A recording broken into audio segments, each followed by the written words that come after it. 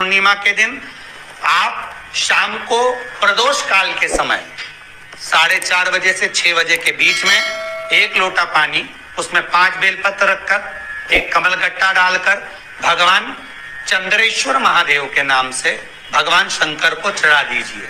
आपकी जो कामना हो वो कामना कर कर चढ़ाएं। विनती करें चंद्रेश्वर महादेव को और निवेदन करें कि हमारा ये कार्य सफल हो। केवल पूर्णिमा के दिन चढ़ाइए।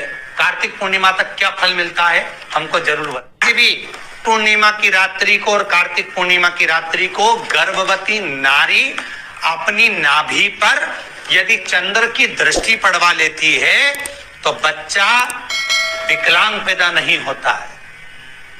गर्भ से जो बालक होगा श्रेष्ठ होगा, विद्वान होगा, चतुर होगा, पढ़ने में होशियार होगा, क्योंकि ये चंद्र की किरणें जब समुद्र में उछाल ला सकती हैं तो आपके जीवन में भी तरक्की ला सकती है, उछाल ला सकती है। पूर्णिमा के दिन अगर आप यदि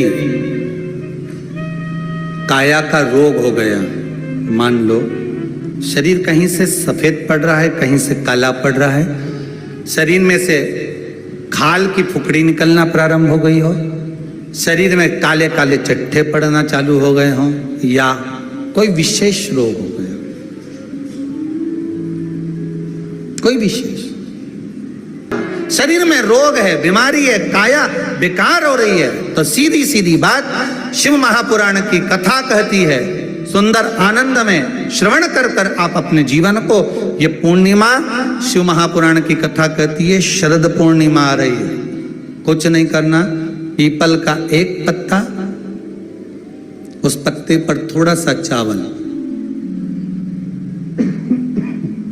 थोड़ा सा चावल, पूर्णिमा की रात्रि को अपने हाथ में लेकर अपने नयनों से लगाकर शरीर पर से स्वयं उतार कर उसको दरवाजे के पास रख दीजिए। पूर्णिमा की रात्रि को पूर्ण होने पर उस चावल को दूसरे दिन सूंघ कर बहते हुए पानी में डाल दीजिए। महाराज कितने भी रोग से ग्रसित हो गए, पीपल का एक पत्ता 52,000 ब्राह्मण की साक्षी कराता है। महाराज बहुत ध्यान देना, पीपल के वृक्ष में स्वयं नारायण का, मेरे कृष्ण का वास है। स्वयं भगवान गीता के अंतर्गत कहते हैं कि मैं पीपल का वृक्ष हूं, नारायण उसी में। 52,000 ब्राह्मणों का वासा एक पीपल के पत्ते में होता है। अगर आप शंकर भगवान को 1 लोटा पानी अगर शिव को समर्पित कर रहे हो, श्वेत पुष्प को रख कर शंकर जी के ऊपर सफेद फूल को चढ़ाकर अगर 1 लोटा जल भी, एक पात्र जल भी शंकर को समर्पित कर रहे हो, तो ये लक्ष्मी के लिए ही तो कर रहे हो। और कौन सी लक्ष्मी? पूर्ण लक्ष्मी, पूर्ण लक्ष्मी। आपको पहले भी कथा में कहा, एक बार आ गया पूर्णिमा की रात्रि, बड़े से बड़ी बीमारियां, बड़े से बड़े रोग, बड़े से बड़े कष्ट इस पूर्णिमा की रात्रि को छूट जाए। दमे की बीमारी, श्वास की बीमारी, अनिद्रा की बीमारी, रात्रि को जगना, ये सारी बीमारियां पूर्णिमा की रात्रि को अगर व्यक्ति अपने जीवन को सुखमय बनाए, अपने जीवन को आनंदमय बनाए, तो सब छूट सकता है। पूर्णिमा की रात्रि को पीपल के पत्ते 5 लेकर उसके ऊपर खीर डालकर रात्रि को खा लेने से महाराज दमे की बीमारी, श्वास की बीमारी रुक जाती है, वो बीमारी बढ़ती नहीं है, उससे कष्ट नहीं होता। जिन बच्चों के नेत्र कमजोर होते हैं, रोशनी कमजोर होती है, पूर्णिमा के दिन रात्रि को 12 बजे भगवान चंद्रदेव का दर्शन कराइए। 5 से 7 मिनट तक नयन मिलाए चंद्रदेव के साथ, और बाद में एक पीपल के पत्ते पर खीर जो चंद्र के नीचे रखी हुई है, उसी खीर को चटा दीजिए, फिर चंद्र का दर्शन कराओ। क्यों करा जाता है पूर्णिमा का व्रत? पूर्णिमा का व्रत करने का कारण क्या है बताइए? आप इतने सालों से कर रही हो, कई माताएं कर रही होंगी पूर्णिमा का व्रत, एक समय फलाहार करती हैं, एक समय भोजन करती हैं। भोजन में खीर का होना जरूरी होता है पूर्णिमा के व्रत में, दूध की सामग्री होना जरूरी होती है पूर्णिमा के व्रत में। 12 महीने की पूर्णिमा करो, मना नहीं है। और पूर्णिमा उठाने का भी समय होता है, चैत्री चैत्र के महीने की जो पूर्णिमा होती है, चैत्री पूर्णिमा पहली पूर्णिमा मानी जाती है, इसलिए चैत्री पूर्णिमा को सिद्ध पूर्णिमा कहते हैं, कार्य सिद्धात्री पूर्णिमा कहते हैं, सिद्ध करने वाली। मनोरथी पूर्णिमा कहते हैं।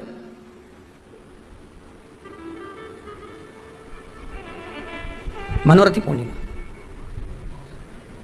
इसलिए पूर्णिमा का व्रत कहां से उठाया जाता है? चैत्र के महीने की पूर्णिमा से पूर्णिमा का व्रत उठाया जाता है कि मैं महीने की पूर्णिमा करूंगी तो चैत्र पूर्णिमा से उसको उठा लिया जाता है। पर उसका एक नियम रहता है, आप फलाहार करें अपनी जगह पर है, पर एक समय भोजन कर रहे हैं वो अपनी जगह पर, भोजन के साथ में मीठे के साथ थोड़ा दूध की सामग्री होना जरूरी होती है। और क्यों करते हैं पूर्णिमा का व्रत, किस लिए किया जाता है, क्यों करा जाता है, उसका व्याख्यान वर्णन शिव महापुराण के अंतर्गत स्कंद पुराण में लिखा गया। स्कंद पुराण में वर्णन किया है श्री वेदव्यास जी महाराज ने, कहा ये पूर्णिमा का व्रत इसलिए किया जाता है कि व्यक्ति का जब मन गलत भ्रम में जाने लगता है, मन जब गलत जगह पर जाने लगता है, तो ये मन को गलत जगह पर ले जाने वाला कौन होता है? तो कहा ये चंद्र होता है। व्यक्ति की राशि के अंतर्गत, व्यक्ति की पत्रिका के अंतर्गत, व्यक्ति की ग्रह दशा के अंतर्गत जब चंद्र बेकार चलता है तो व्यक्ति अच्छा करते करते भी बेकार करने लग जाता है। चंद्र डोल रहा है। कई माताएं कहती हैं, गुरुजी हमारे बेटे को आशीर्वाद दीजिए, बहुत गलत संगत में जा रहा है, मतलब समझ जाना कि चंद्र गड़बड़ जा रहा है। बेटी अगर गलत मार्ग पर जा रही है, बेटी अगर गलत संगत में जा रही है, किसी अन्य व्यक्ति को आकर्षित हो, चंद्र गड़बड़ हो रहा है, उसका चंद्र कहीं जा रहा है, कोई पुरुष कोई लड़का कोई गलत मार्ग पर जा रहा है, चंद्र गड़बड़ हो रहा है।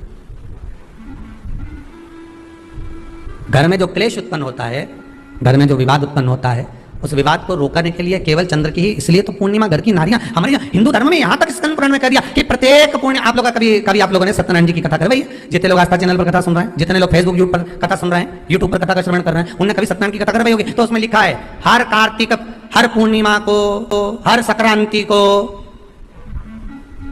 ब्राह्मण सत्यनारायण भगवान की कथा या राजा या वैश्य कथा को कराता था, या बढ़िया कथा कराता। सुनी कि नहीं सुनी बात? सत्यनारायण भगवान की कथा में लिखा है, स्कंद पुराण के अंतर्गत जो सत्यनारायण भगवान की कथा का स्मरण किया उसमें लिखा है, कलश के अंदर हाथ की 3 उंगलियां लगाकर अगर त्रिशूल पर टच कर कर मात्र आपने उस कलश के अंदर लगा दिया और वो जल भी आपने अपने घर पर छोड़ दिया, छीट दिया, या उसका आचमन मात्र हो गया, तो व्यक्ति का यश बढ़ना अपने आप प्रारंभ हो जाता है। कलश के अंदर हाथ की